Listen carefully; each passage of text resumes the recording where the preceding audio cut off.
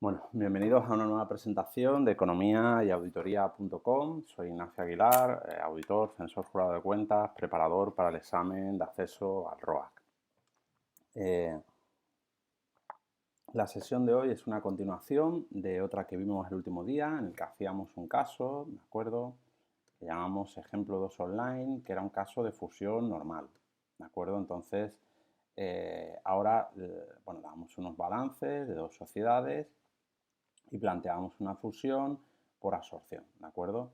Que explicamos el último día. Ahora vamos a ver el caso de fusión inversa, es decir, con los mismos balances, las mismas sociedades, las mismas valoraciones, vamos a hacer un caso de fusión inversa, ¿vale?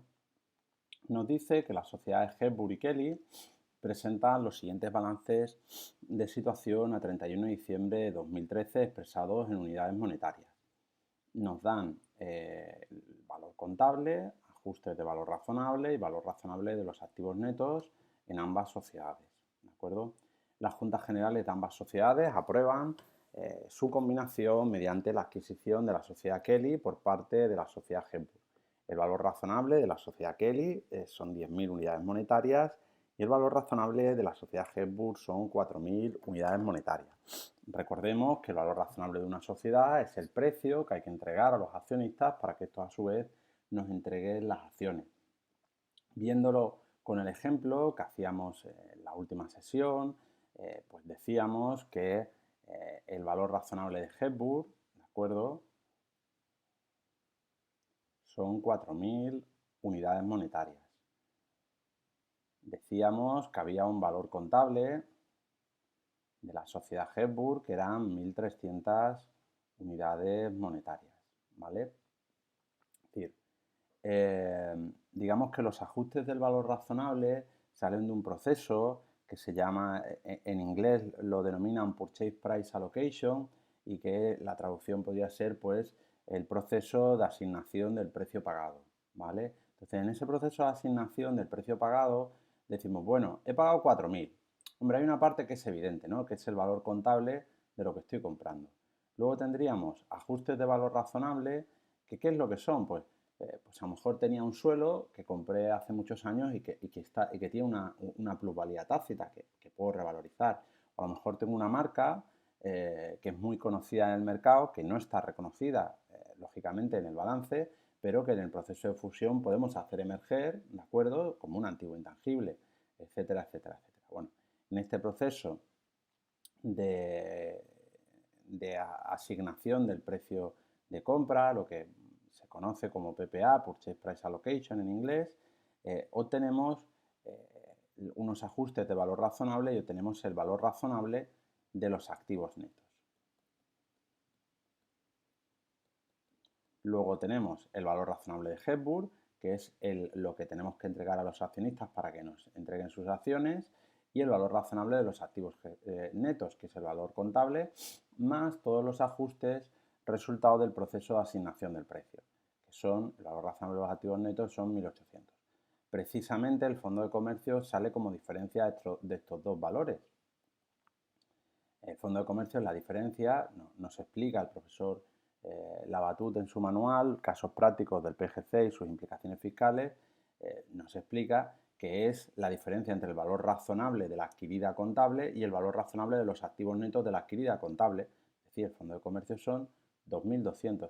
Y es igual, este proceso es igual en fusión normal e inversa, porque como veremos, la adquirida contable, hemos dicho que el fondo de comercio sale como la diferencia entre el valor razonable de la adquirida contable y el valor razonable de los activos netos de la adquirida contable, y la adquirida contable solo puede ser una, ¿de acuerdo? Cuando la fusión por absorción se realiza pagando con acciones, solamente hay una verdad. O la sociedad absorbente puede adquirir a la absorbida o no puede. O puede o no puede. O coincide la forma económica con la jurídica o no coincide, ¿vale? Por lo tanto, solo puede haber una adquirida, cuando se paga con acciones, solo puede haber una adquirida contable y solo puede haber una adquirente contable. Por eso el fondo de comercio se determina siempre igual. Valor razonable de la adquirida contable menos valor razonable de los activos netos de la adquirida contable. Bueno, vale. vamos a seguir. Entonces, ahora vamos a plantear, vamos a volver otra vez al enunciado y vamos a plantear un esquema que es el que nos plantea el profesor Romano Aparicio, ¿vale? Más o menos, no tengo a mano el manual del profesor, pero más o menos lo que vamos a hacer ahora es como él lo plantea y te voy a explicar por qué me parece muy interesante para el examen de acceso al ROA, ¿vale? Dice, las juntas generales de ambas sociedades aprueban su combinación mediante la adquisición de la sociedad Kelly por parte de la sociedad Hepburn, ¿vale? Hepburn va a absorber a Kelly. Entonces, gráficamente, si lo ponemos gráficamente, podríamos decir que Hepburn, esto no lo hace el profesor, esto lo hago yo, ¿vale? Hepburn, ¿de acuerdo? Va a absorber a Kelly, ¿vale? Esto es una cosa gráfica, esto es una chorradilla, pero bueno, se ve gráficamente, ¿vale? Lo dejamos así puesto para que no nos olvidemos que Hepburn es la que va a absorber a Kelly. Y entonces ahora vamos a poner un esquemita, este sí, del profesor Romano Aparicio, que me parece muy interesante. Dice, Hepburn, él pone aquí una franja así, ¿no? Y pone aquí Kelly, ¿no? Y dice, hay dos planos. Él plantea dos planos. Dice, hay un plano que es el de la Ley de Modificaciones Estructurales, que es el plano legal. Y dice, bueno, pues evidentemente, tal y como lo está planteando usted aquí, Hepburn es la sociedad absorbente y Kelly es la sociedad absorbida.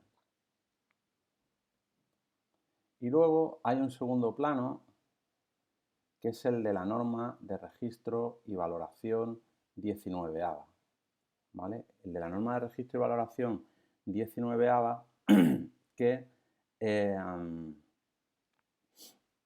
plantea quién es la adquirente y la adquirida. Ahí nos tenemos que ir a la norma de registro y valoración 19, al método de adquisición, a la parte de identificar la empresa adquirente, ¿vale? Recordemos, voy a abrir directamente un PGC. Este es un PGC. Esto está sacado de la página del ICAC, ¿vale? Entonces, en este PGC las modificaciones del Real Decreto 1159/2010 están en rojo, ¿vale? Por eso lo tienes aquí en rojo, ¿vale? Entonces dice, el método de adquisición, recordemos, tenía 5 pasos, identificar, es el que se usa para las fusiones por absorción. Entonces tenemos identificar la empresa adquirente, determinar la fecha de adquisición, cuantificar el coste de la combinación de negocios, reconocer y valorar los activos identificables adquiridos y los pasivos asumidos y determinar el porte del fondo de comercio de diferencia negativa. El caso de adquisición inversa, el lío lo vamos a tener en identificar la empresa adquirente, ¿vale? Nos dice la norma que como regla general se considera como empresa adquirente, y ya os dije ya en la primera presentación, te dije que te tenías que poner a mirar a los accionistas, ¿vale? A los accionistas o partícipes era la clave para ver cuál es la empresa adquirente y cuál es la empresa adquirida, ¿vale? Entonces dice, como regla general se considera como empresa adquirente la que entregue una contraprestación a cambio del negocio o negocios adquiridos para determinar qué empresa es la que obtiene realmente el control. También se tomará en consideración, entre otros, los siguientes criterios. En general es la que entrega la contraprestación, pero hay unos criterios, ¿no? Estos criterios, que son 4, al final nos dice, para formarse un juicio sobre cuál es la empresa que se considera de forma preferente, el criterio incluido en la letra A o en su defecto el recogido en la letra E. Es decir, de forma preferente quiere decir que existe una jerarquía, que empezamos por el primero, si no podemos usarlo el segundo, si no el tercero, ¿vale? Pero es jerárquico, esto tiene una jerarquía.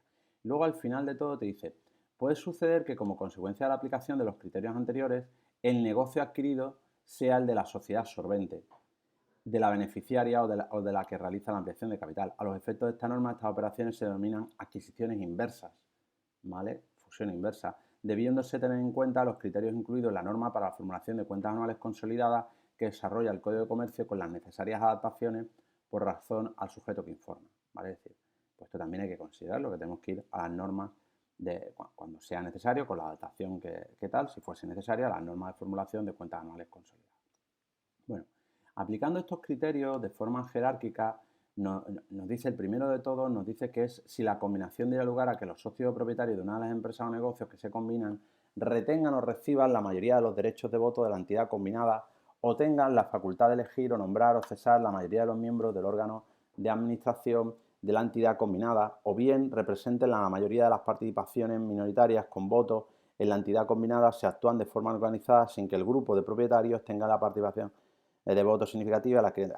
Aquí lo que te está diciendo es quién manda, ¿me entiendes? Dice, al final aquí la que controla es la que manda, los socios que tienen las acciones y les permite mandar, ¿vale? Lo que pasa que para determinar esto, por sensu estricto, te tienen que dar también acuerdos de socios, te tendrían que hablar un poco de la dispersión de los accionistas, ¿de acuerdo? Entonces, en principio esto requeriría, es lo bueno, es lo jerárquicamente, es lo primero, pero te tienen que dar un poquito de información, ¿vale? Si la combinación diera lugar a que los socios o propietarios de una de las empresas o negocios que combinan tengan la facultad de designar al equipo de dirección, pues esto te lo tienen que decir también, ¿vale? Y por último, tercer nivel, que esto es lo que solemos hacer, ¿vale? En los casos, por lo menos lo que hago yo, es lo que suelo poner porque es lo más sencillo. Si el valor razonable de una de las empresas o negocios es significativamente mayor que el de otro u otro que interviene en la operación, la empresa adquirente normalmente será la de mayor valor razonable, claro. Porque la de mayor valor, los accionistas de la sociedad de mayor valor razonable son los que van a recibir la mayoría de las acciones, ¿vale? Pasa que, claro, no es suficiente eso para determinar la empresa adquirente, ¿de acuerdo? Porque podría haber acuerdos de socios, nivel de dispersión de los accionistas, determinadas cosas que habría que considerar. Y que aquí no vamos a considerar y nos vamos a ir directamente a una evidencia de tercer nivel y vamos a decir que la sociedad de mayor valor razonable va a ser la adquirente contable, ¿vale? Pero tienes que entender que esto es una cuestión jerárquica y que lo importante es el que manda, ¿de acuerdo? Entonces, en la sociedad resultante de la fusión. Entonces, nos dicen que el valor razonable de Kelly es 10.000 unidades monetarias y que el valor razonable de la sociedad Hepburn es 4.000 unidades monetarias. Entonces, volviendo al esquema que tenemos, como Kelly tiene un mayor valor razonable que Hepburn, pues vamos a decir que Kelly es la adquirente contable y vamos a decir que Hepburn es la adquirida contable. Claro, una vez completado el esquema, nos damos cuenta que la absorbente legal no coincide con la adquirida, no coincide con la adquirente, sino que es la adquirida contable, es decir, la absorbente legal es la adquirida contable y la absorbida legal es la adquirente contable. Luego, no coincide la forma jurídica con el fondo económico. A esto es lo que vamos a llamar fusión inversa.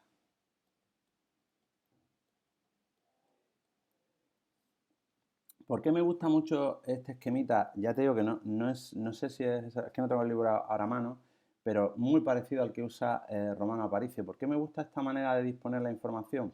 Porque en exámenes como el de acceso al ROA, que aunque son 6 horas, no da tiempo, habla con cualquier compañero que se haya presentado, verás que te dice que no da tiempo a terminar el examen.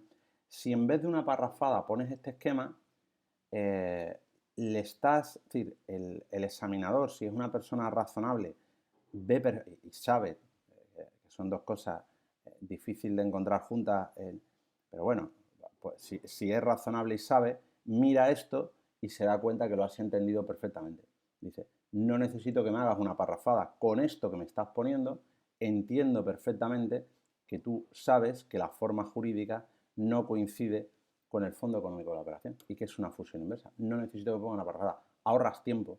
Y lo bueno de este esquemita es que ahorras tiempo a la hora de disponer la información, ¿vale? Entender esto, pues a mí, por lo menos en su momento, es lo que más me costó, ¿entiendes? Entender qué es una fusión inversa. Una vez que entiendes la fusión inversa, pues ya lo demás, bueno, pues es más sencillo, ¿de acuerdo? Hombre, no vamos a decir que pero es más sencillo, ¿vale? Entonces,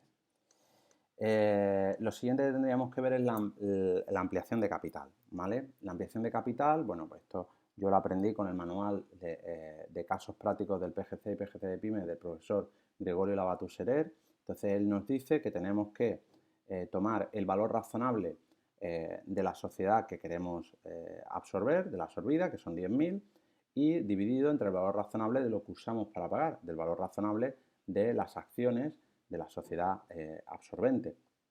Entonces tenemos que el número de acciones a emitir sería 10.000 entre 4, valor razonable de lo que quiero adquirir, dividido entre valor razonable de lo que uso para pagar, ¿vale? Es decir, en palabras llanas, ¿de acuerdo? Para facilitar como una regla mnemotécnica para que te lo aprendas. Valor razonable de lo que quiero adquirir, dividido entre valor razonable de lo que uso para pagar, ¿vale? te sale una ampliación de capital de 2.500 acciones.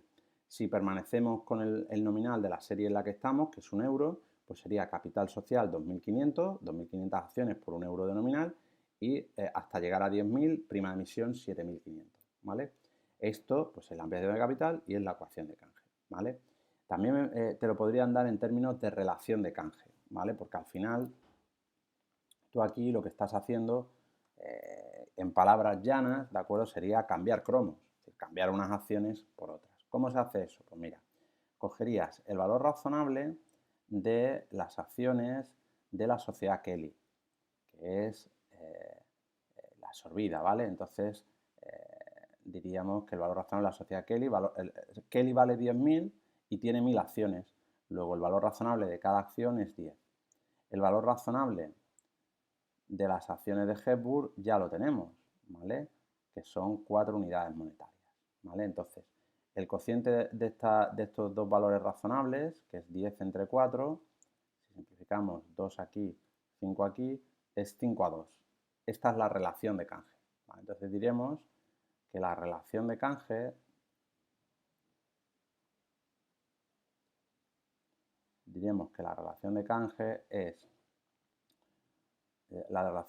es 5 acciones de Hepburn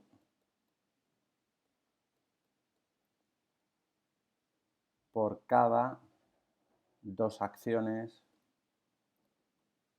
de Kelly. ¿Por qué? Porque estamos, insisto, en palabras llanas, estamos cambiando cromos, ¿vale? Cambiamos unas acciones por otras, ¿de acuerdo? Este tipo de cosas no me lo tomes a mal, lo hago para que se te quede, ¿de acuerdo? Son truquillos, usas palabras muy llanas y tal, y cosas así llamativas para que se quede y sea fácil memorizarlo, ¿vale? Entonces, 5 acciones de Hepburn por cada 2 acciones de Kelly. Entonces, ¿cuántas acciones de Kelly quiero adquirir? Todas, porque es una fusión por absorción, las necesito y no tengo nada previo, pues 1.000, todas, las quiero todas. Pues por cada 2 acciones de estas, tengo que emitir 5 de Hepburn. Multiplico por 5 medios. Por lo tanto, 5.000 dividido entre 2, 2.500 acciones, ¿vale? Puede pasar que te den también la relación de canje, ¿vale? Es exactamente lo mismo, ¿de acuerdo? Es exactamente lo mismo. No tiene más sencillo incluso, ¿me entiendes? Es decir, la relación de canje es más fácil. Si te digo que, pues ya está. Si sabes leer, pues lo aplicas. Si te digo que son 5 por cada 2 del otro, pues ya está. Multiplicas por 5 medios y te sale. Vale. Bueno, pues ya hemos hecho el cálculo de ampliación de capital y nos damos cuenta de lo siguiente. Dice, bueno, Hepburn ahora tiene 3.500 acciones. Le he entregado a los antiguos socios de Kelly 2.500. ¿Qué es lo que pasa? Que de la sociedad resultante de la fusión, los accionistas de Kelly se quedan con el 71% y los accionistas de Hepburn se quedan el 29%. Por eso te decía que es tan importante mirar a los accionistas. Hombre, en este caso, sensu estricto, como te digo, estamos tomando los valores razonables, pero es razonable tomar los valores razonables, valga la redundancia, porque como estás viendo, digamos, lo que hay implícito en esa suposición, pues es lógico. Claro, si los socios de Kelly se quedan con el 71% de las acciones, hombre, si no me dice usted nada más, y yo en el caso no te estoy diciendo nada más, pues claro, pues lógico, ¿no? Que los socios de Kelly son los que mandan allí y por tanto Kelly será la sociedad adquirente contable. Como te digo, podría haber otros casos, pero aquí no nos metemos en el lío y vamos a lo evidente, ¿vale? Entender esto, pues es un poco lo complicado, ¿entiendes? Lo complicado es entender qué es una fusión inversa. Una vez que lo entiendes, pues ya es mirarse la norma, estudiarte cómo son los asientos, pero tampoco es muy complicado. Dice, Kelly es la que legalmente se disuelve y por tanto, como se disuelve, entrega sus pasivos y activos a una sociedad ya existente, que es la que absorbe, que es Hepburn. Pero claro, aunque Kelly es la que legalmente se disuelve, es la adquirente contable, es la que adquiere. Aunque se disuelve, es la que adquiere. Fíjate qué curioso. Y Kelly, que es la que legalmente absorbe, es la adquirida. Entonces, es una cosa, claro, no coincide el fondo económico de la operación con la forma jurídica, legal versus contable, ¿de acuerdo? Bueno, entonces ahora ya nos tenemos que ir un poquito al tema de los asientos, ¿vale? Entonces, los asientos ya sabéis que os dejo siempre un esquemita, ¿de acuerdo? Que básicamente es copiar, ¿vale? Empezamos por la sociedad Kelly, que es la sociedad que vamos a vaciar, y luego a mí me gusta llamar a esto el método de la cuchara, porque es muy gráfico. Vaciamos, metemos la cuchara en la sociedad Kelly, la vaciamos y volcamos los activos y pasivos en una sociedad ya existente, ¿de acuerdo? Activos, pasivos, socios cuenta de fusión. Aquí lo que tienes que hacer es ir rellenando. Aquí va valor contable, ¿vale? Si vaciamos la sociedad, ahora veremos por qué, por el apartado 19.1, no hacemos emerger aquí un ingreso como hicimos en normal, ¿vale? Dice, fíjate que aquí ya no reconocemos ningún ingreso porque se trata de una adquisición inversa y el resultado debe reconocerse en la empresa solvente o beneficiaria adquirida. Véase norma de registro de acción 19.1, ¿vale? Aquí lo vamos a dar de baja a valor contable. Y luego lo que digo siempre también, ¿por qué hago estos esquemitas? Que en el fondo es copiar, ¿me entiendes? Esto aquí, si sigues el esquema, lo que vas a hacer es copiar. Pero no me importa que copies porque estás haciendo. Estas son operaciones que en la práctica profesional, bueno, te pueden tocar, que en algún cliente que estés haciendo te toque una fusión, pero pues no sea tan a menudo. Mucha gente pues en su vida profesional no hace fusiones nunca, ¿entiendes? O no le ha tocado una escisión, en fin, puede pasar. Entonces, no son tan comunes. Entonces mucha gente se queda bloqueada, ¿me entiendes? Este tipo de cosas, mucha gente se queda bloqueada, no es capaz ni de empezar. Entonces, ¿qué es lo que recomiendo? Te digo, oye, te doy una cosa para que copies y vayas interiorizando, porque para aprender hay que hacer, siempre digo yo, hacer con H mayúscula, ¿vale? Y luego también suelo decir que contabilidad no se aprende ni escuchándome a mí ni escuchando a nadie, se aprende haciendo casos prácticos, ¿me entiendes? De contabilidad. Entonces, los primeros yo te ayudo a hacerlos y luego ya para seguir profundizando, pues contabilidad se aprende pues yéndote con un manual a una biblioteca y poniéndote estudiando contabilidad, claro. Te vas a tu manual a la biblioteca y te pones a hacer caso, ¿me entiendes? Así se aprende contabilidad, ¿de acuerdo? Pero bueno, para empezar, copia, ¿de acuerdo? Si estás tan bloqueado que no eres capaz de empezar, copia, no me importa. Mientras estés haciendo, vas a ir interiorizando y vas a ir aprendiendo, ¿vale? Entonces, planteamos este esquema que es a valor contable, ¿de acuerdo? Sin más. ¿Dónde vamos a dar el ingreso? El ingreso lo vamos a dar en GEPUR, ¿de acuerdo? Entonces, ¿esto dónde está? Mira, esto está en la 19.1, te dice, en los supuestos de adquisición inversa, la diferencia era un ingreso que se daba entre el valor razonable de la contraprestación recibida neta de coste de transacción menos el valor contable, ¿de acuerdo?, de la adquirida contable. Dice, ese ingreso se contabilizará como un ingreso gasto en la cuenta de pérdidas y ganancias de la empresa absorbente o beneficiaria adquirida. Es decir, en GEPUR. En GEPUR es donde tiene usted que dar el ingreso. Entonces, en Kelly nada. En Kelly lo damos de baja valor contable, sin perjuicio de su posterior eliminación de acuerdo con lo dispuesto en el apartado 2.2. Bueno, yo los casos que he visto por ahí, he visto darse el ingreso y he visto llevarlo a prima directamente, pero no he visto el asiento de eliminación. Vamos a leerlo, en fin, yo creo que se refiere a esto, el apartado 19.2.2 dice, en las adquisiciones inversas, los efectos, es decir, te dice que te des un ingreso, de acuerdo, que ya hemos mencionado en GEPUR. Ya lo estudiamos este ingreso, lo vamos a volver a ver, pero ya lo vimos. Mírate el de fusión normal, ¿vale? Antes de ver este, mírate el de normal y ves de dónde sale ese ingreso. Y te dice que te lo des en GEPUR, igual que antes, ¿me entiendes? Igual que antes. Y te dice, y luego te dice, pero ese ingreso luego te lo tienes que eliminar. Entonces te dice, en el apartado 19.2.2 te dice, las adquisiciones inversas, los efectos contables de la fusión o escisión deben mostrar el fondo económico de la operación. Por lo tanto, en la fecha de inscripción, los ingresos y gastos del negocio adquirido, es decir, la adquirente legal, es decir, GEPUR, ¿vale?, devengados hasta la fecha de adquisición. Claro, por eso te remite aquí, porque hasta la fecha de adquisición, si yo digo que he llegado hasta Cádiz, coño, pues estoy en Cádiz, no estoy en Puerta Tierra, coño, estoy en Cádiz, estoy en La Caleta tomándome unas papas aliñadas. Yo que soy de Cádiz, pues eso es un placer que recomiendo a todos los que os guste la buena vida, pues te sientas en La Caleta, que hay unos bares allá, tomarte unas papas aliñadas y una cervecita, eso es lo mejor que hay, ¿vale? En definitiva, si digo que he llegado hasta Cádiz, coño, que estoy en La Caleta, ¿me entiendes? Que estoy... Estas cosas, insisto, estas bromitas las meto para que se te quede, son reglas mnemotécnicas, ¿vale? Aunque parezca una broma, pero estas cosas te ríes y se te queda y ya no te olvida, ¿vale?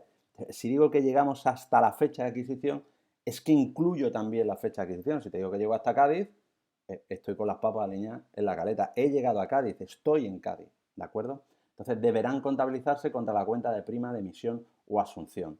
Y los ingresos y gastos de la empresa adquirente Kelly lucirán en las cuentas anuales de la sociedad solvente o beneficiaria de la cesión desde el inicio del ejercicio económico. Esto cuesta un poquito más entenderlo porque los casos que hacemos habitualmente partimos siempre de los balances. Yo mismo, este caso que estamos haciendo, te doy los balances. Pero ¿qué pasa con la PIG? Mira, lo que te está diciendo este señor aquí es lo siguiente. Lo que nos está diciendo el legislador, ¿de acuerdo?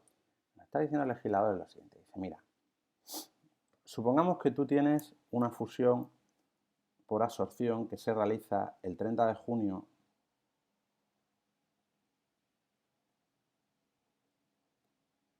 ¿de acuerdo? Esta es la fecha de adquisición, ¿vale? ¿El fondo económico cuál es? Dice, mira, el fondo económico es que Hepburn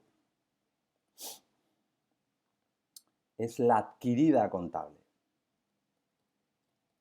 Como es la adquirida, tú adquieres un resultado. Claro, pero dice, claro, si la fecha de adquisición es 30 de junio, anterior al 30 de junio, e incluido el 30 de junio, que son los de, los de adquisición, esto,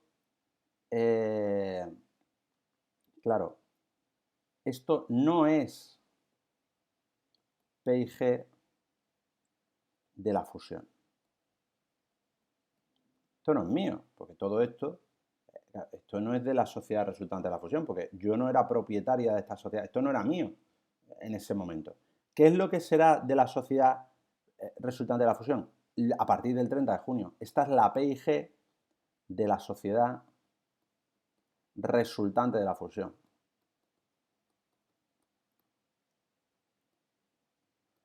Claro, pero te dice, tío, oiga, pero es que sabe usted una cosa, que es que Hepburn, muy bien, contablemente sea la adquirida, pero es que sabe usted que Hepburn es la sociedad que sobrevive al proceso de fusión. Y Hepburn tiene contabilizado este ingreso, que no se trata de no integrarlo, se trata de que este ingreso ya está. Dice, pues entonces usted elimínelo. Dice, entonces usted lo que tiene que hacer es eliminarlo contra prima de emisión. ¿De acuerdo? Que usted lo que tiene que hacer con esto es eliminarlo. Este ingreso lo tiene usted que eliminar contra prima de emisión, ¿de acuerdo? Lo tiene usted que eliminar contra prima de emisión. Claro, por eso te remiten aquí,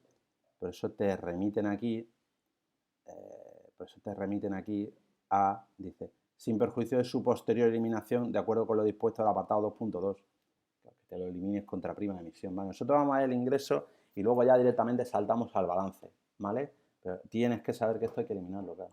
¿De acuerdo? Eso es lo que yo creo que están diciendo aquí, ¿vale? Creo, y estoy razonablemente seguro que esto es lo que están diciendo aquí, ¿vale? Asientos en Kelly. Entonces, vale, teníamos nuestro balance, ¿vale? No nos olvidemos, nuestros esquemitas. Déjame mirar una cosita un momento.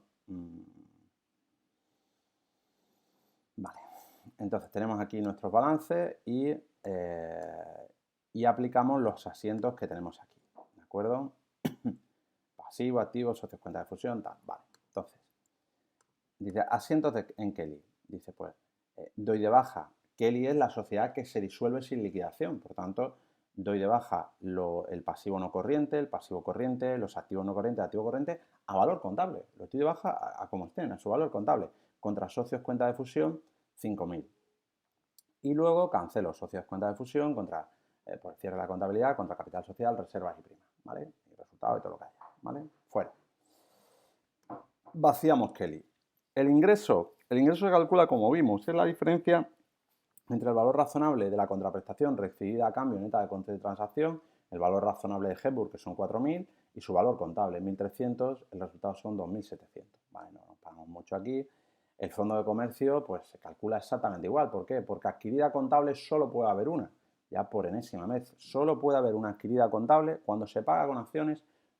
La forma jurídica será la que sea, pero solo puede haber un adquirente contable y una adquirida contable. O puedo o no puedo. Y si no puedo, pues entonces es inversa, ¿vale? Adquirida contable solo hay una. Es valor razonable de la adquirida contable, 4.000, menos valor razonable de los activos netos de la adquirida contable, 1.800, fondo de comercio 2.200. El fondo de comercio es igual en normal que en inversa, ¿de acuerdo? Se calcula exactamente igual. Asientos en Hepburn, bueno, pues si seguimos nuestro esquema que tenemos aquí, emisión de acciones, ¿de acuerdo? A valor razonable, es así, luego recepción del patrimonio neto de la sociedad absorbida. Comentario del autor, digo, aquí los activos y pasivos de Kelly irían a valor contable, claro, los integro, ¿por qué? Porque Kelly es la adquirente contable, ¿de acuerdo? Puesto que aunque son los de la sociedad absorbida, Kelly es la adquirente contable, por tanto debe ir a valor contable. Muy bien. Asimismo, los activos y pasivos de Hepburn habría que ajustarlos al valor razonable, puesto que son los de la sociedad absorbente legal, pero la adquirida contable va a valor razonable. Y por último, siguiendo la norma de registro y valoración 19, habría que reconocer un ingreso por la diferencia entre el valor en el libro del negocio transmitido y el valor razonable de la contraprestación recibida a cambio neta de coste de transacción, ¿vale?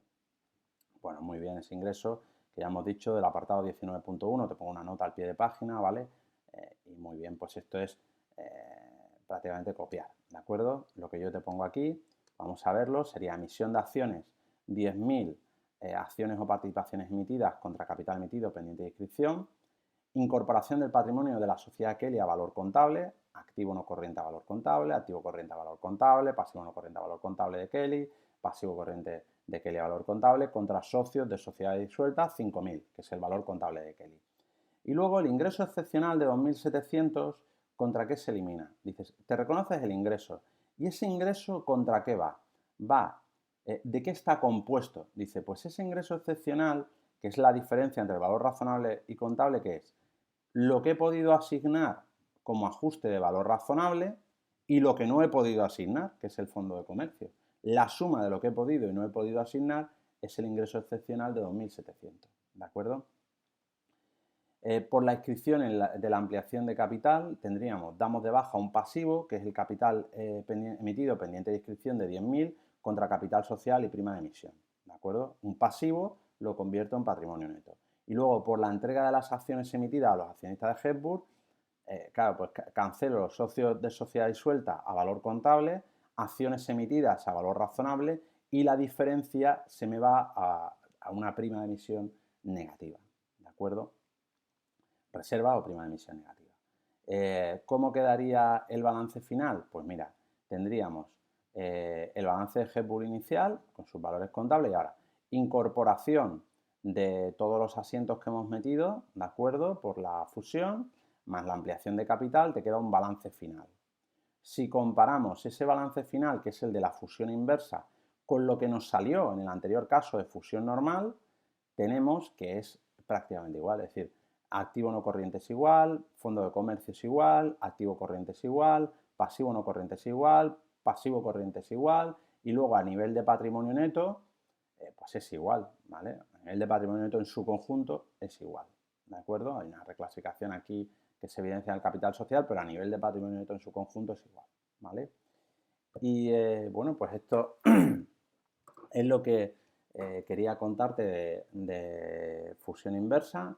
Espero que te haya aportado algún valor, que te haya ayudado a entender mejor este tipo de operaciones. Muchas gracias por tu atención. Recibe un cordial saludo de Ignacio Aguilar.